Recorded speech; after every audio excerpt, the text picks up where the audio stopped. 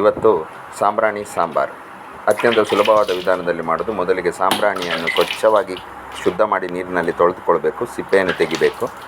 ಆನಂತರ ಅದು ಬೆಳ್ಳಗಾದ ನಂತರ ಅದನ್ನು ಇನ್ನೂ ಕೂಡ ಸ್ವಚ್ಛವಾದ ನೀರಿನಲ್ಲಿ ಮತ್ತೊಮ್ಮೆ ತೊಳೆದುಕೊಂಡು ಆದಷ್ಟು ಸ್ವಚ್ಛವಾಗಿರುವ ಹಾಗೆ ನೋಡಿಕೊಳ್ಬೇಕು. ಯಾಕಂದರೆ ಇದು ಮಣ್ಣಿನಲ್ಲಿ ಬೆಳೆಯುವಂಥದ್ದು, ಮಣ್ಣಿನಲ್ಲಿ ಬೆಳೆಯುವಂಥ ಆಹಾರ ಆಗಿರೋದ್ರಿಂದ ಶುದ್ಧತೆಯ ಕಡೆಗೆ ಹೆಚ್ಚಿನ ಗಮನ ಇರಲಿ. ತದನಂತರ ಇದನ್ನು ಸಣ್ಣ ಸಣ್ಣ ಹೋಳುಗಳನ್ನು ಕತ್ತರಿಸಿಕೊಂಡು ಒಂದು ನೀರಿನ ಪಾತ್ರೆಯಲ್ಲಿ ಹಾಕಿಡಬೇಕು.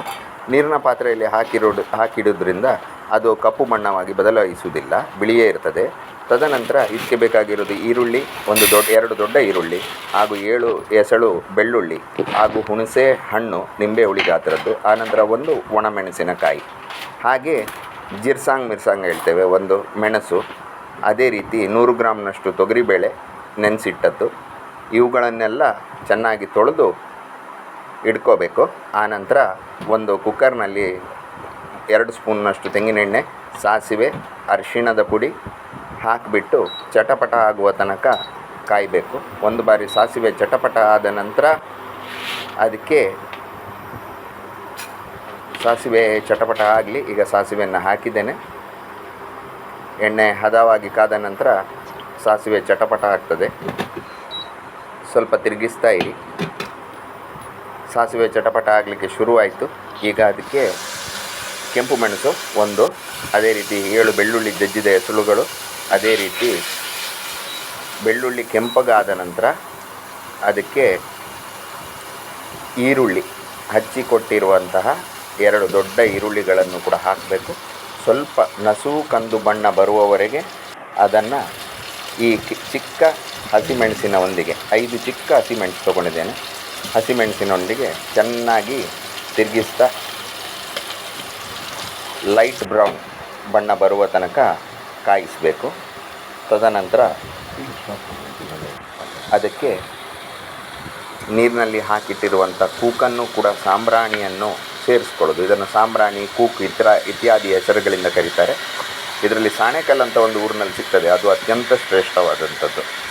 ಇದನ್ನು ಕೂಡ ಕುಕ್ಕರ್ನಲ್ಲಿ ಹಾಕಿದ್ದೇವೆ. ಈಗ ಇದು ಅತ್ಯಂತ ಟ್ರೈಬಲ್ ವಿಧಾನದಲ್ಲಿ ಅಡುಗೆಯನ್ನು ಮಾಡ್ತಾ ಇರೋದು. ಆನಂತರ ಇದಕ್ಕೆ ದಾಲನ್ನು, ತೊಗರಿಬೇಳೆಯನ್ನು ಸೇರಿಸ್ಕೊಳ್ತಾ ಇದ್ದೀನಿ. ಈಗ ತೊಗರಿಬೇಳೆಯನ್ನು ಸೇರಿಸಿ ಆದ ನಂತರ ಮತ್ತೆ ಒಂಚೂರು ಕಲಡಿಸ್ಕೊಳ್ಬೇಕು. ಅದನ್ನು ಮತ್ತೂ ಒಂಚೂರು ಕಲಡಿಸ್ಕೊಂಡ ನಂತರ ಈಗ ಅದಕ್ಕೊಂದು ನಿಂಬೆಹಣ್ಣಿನ ಗಾತ್ರದಷ್ಟು ಒಂದು ಹುಣಸೆ ಹುಳಿಯನ್ನು ಕೂಡ ಹುಳಿಗಾಗಿ, ರುಚಿಗಾಗಿ ಸೇರಿಸ್ತಾ ಇದ್ದೇನೆ. ಅದೇ ರೀತಿ ಈಗ ದಾಲ್ ಹಾಗೂ ಇರುವಂಥ ಸಾಂಬ್ರಾಣಿ ಎಲ್ಲವೂ ಮುಳುಗುವಷ್ಟು ಮಾತ್ರ ನೀರನ್ನು ಹಾಕಿ ಕುಕ್ಕರ್ನ ಬಾಯಿಯನ್ನು ಮುಚ್ಚುವ ಮೊದಲು ಒಂದು ಸರ್ತಿ ತಿರುಗಿಸ್ಕೊಳ್ಬೇಕು. ಹಾಕಿದ ನೀರು ಬಿಸಿ ಆಗುವ ತನಕ ಸ್ವಲ್ಪ ಹೊತ್ತು ಕಾಯಬೇಕು, ಇಲ್ಲ ಅಂತಾದರೆ ತಳ ಹಿಡಿತದೆ. ಆ ಬಿಸಿ ನೀರಿಗೆ ಅದಕ್ಕೆ ಉಪಯೋಗಿಸ್ತಾ ಇರುವಂಥ ಹಳೆಯ ಕಾಲದ ತೆಂಗಿನ ಚಿಪ್ಪಿನ ಸೌಟು. ಇದು ಮಲೆನಾಡಿನ ಪ್ರದೇಶದಲ್ಲಿ ಹಾಗೂ ನಮ್ಮ ತುಳುನಾಡಿನಲ್ಲಿ ಬಹುತೇಕ ಎಲ್ಲ ಮನೆಗಳಲ್ಲಿ ಕಾಣಲಿಕ್ಕೆ ಸಿಗ್ತದೆ. ಇದನ್ನು ಉಪಯೋಗಿಸಿದ್ದರಿಂದ ಒಂದು ಸ್ವಾದದಲ್ಲೂ ಭಾಳ ಪರಿವರ್ತನೆ ಆಗ್ತದೆ. ಅದೇ ರೀತಿ ಇಲ್ಲಿ ಈಗ ನಾನು GRB ಸಾಂಬಾರು ಪೌಡ್ರನ್ನು ತೆಗೆದುಕೊಂಡಿದ್ದೇನೆ. ಈ GRB ಸಾಂಬಾರು ಪೌಡ್ರನ್ನು 3/4 ಪ್ಯಾಕೆಟ್ನಷ್ಟು, 10 ರೂಪಾಯಿದ ಪ್ಯಾಕೆಟ್ ಸಿಗುತ್ತೆ, ಅದರಲ್ಲಿ 3/4 ಪ್ಯಾಕೆಟ್ನಷ್ಟು ಹಾಕ್ಕೋಬೇಕು.